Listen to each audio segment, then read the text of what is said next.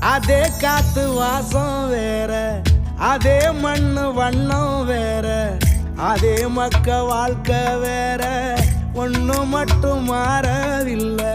மத்த நாட்டு சுவையெல்லாமே ஒத்த வேலை உடைய போல, சுத்தமான நம்மூர் சுவையோ ஆத்தா தந்த உசுர போல.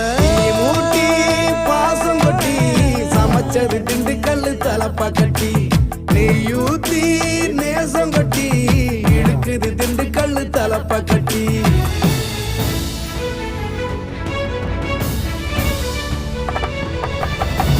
மூட்டி பாசம் கொட்டி சமைச்சது திண்டுக்கல் தலப்பா கட்டி, நெய்யூத்தி நேசம் கொட்டி படைச்சது திண்டுக்கல் தலப்பா கட்டி.